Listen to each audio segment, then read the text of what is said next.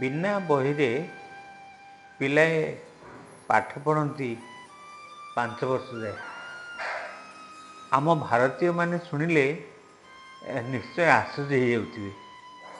ବିନା ବହିରେ 5 ବର୍ଷ ଯାଏ ପିଲା ପାଠ ପଢ଼ିବେ? କାହିଁକି ନା ଇଏ ହେଉଛି ଆମ ପାଇଁ ଖାଲି ସ୍ୱପ୍ନ ଆଉ ସ୍ୱପ୍ନ।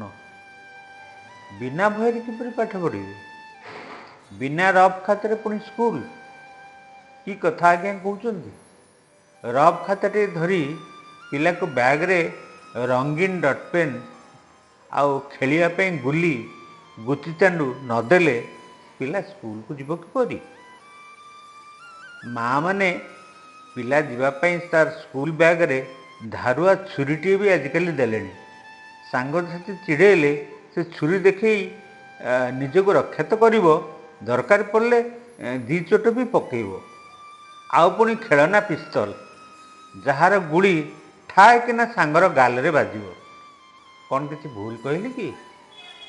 ପ୍ୟାଣ୍ଟ ସାର୍ଟ ତ ଦାମୀ କନାରେ ତିଆରି, ଟାଇଟା ବି ଦାମୀ। ଆଉ ଯଦି ଧୂଳି ଦୂଷିତ ହୁଏ କଥାଟା ସରିଗଲା। ତାମାନେ ଆମେ ସେଗୁଡ଼ିକୁ ଧୂଳି ଦୂଷିତ କରିବାକୁ କେବେ ହେଲେ ଦେଉନା।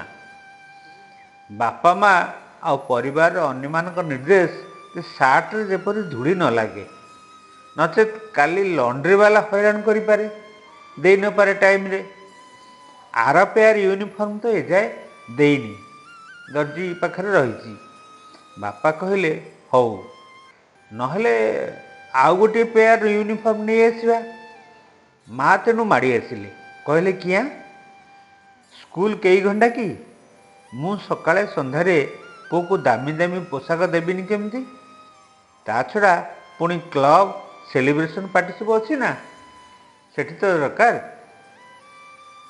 ଘରମାନଙ୍କରେ କୁହାଯାଏ, ଆଜିକାଲି ଡାକ୍ତର କହୁଛନ୍ତି ଯେଉଁ ଗାଁ ସଫାସୁତୁରା, ଯେଉଁଠି ଧୋବା ବାରିକ ଆଦି ପରିଚ୍ଛନ୍ନ ଜାତିର ଲୋକ ରହୁଛନ୍ତି, ଯେଉଁ ଗାଁର ଗଡ଼ିଆରେ ଦଳଟିଏ ବି ନାହିଁ, ପାହାଚ ସବୁ କାଚ ପରି ସ୍ୱଚ୍ଛ, କି ଯେଉଁ ଗାଁରେ ଝରଣା ବହିଯାଉଛି, ସ୍ୱଚ୍ଛ ପାଣିର ନଈଧାର ଅଛି, ଧାନ କ୍ଷେତ ଛଡ଼ା କେତେ ସବୁ ରଙ୍ଗର ଗଛ ସବୁ ଅଛି, ରାସ୍ତା ସବୁ କାଚ ପରି ଚିକ୍କଣ, ଅଳିଆ ଆବର୍ଜନା ବୈଜ୍ଞାନିକ ଉପାୟରେ ଗାଁ ଭିତରୁ ବାହାରକୁ ଯାଇ ଦରକାରୀ କମ୍ପୋଷ୍ଟ ଭାବେ ତିଆରି ହେଉଛି, ପୁଣି ଯେଉଁ ଗାଁରେ ସାଇକେଲ ଅଛି, ଶଗଡ଼ ଅଛି, ଟ୍ରେନ୍ ଚାଲୁଛି, 2 ଚକିଆ ଇଲେକ୍ଟ୍ରିକ୍ ଗାଡ଼ି ଚାଲୁଛି, ସେଇ ଗାଁ ସବୁ ସ୍ୱାସ୍ଥ୍ୟ ପ୍ରତି ଭଲ।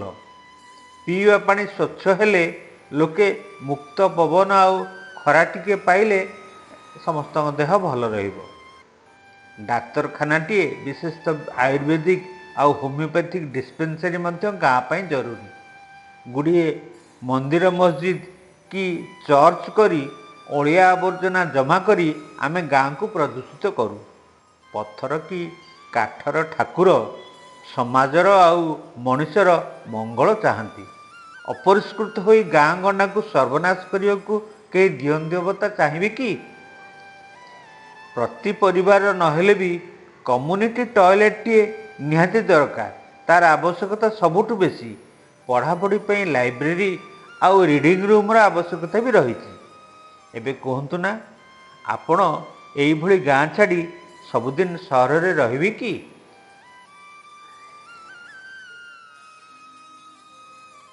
ହେବ?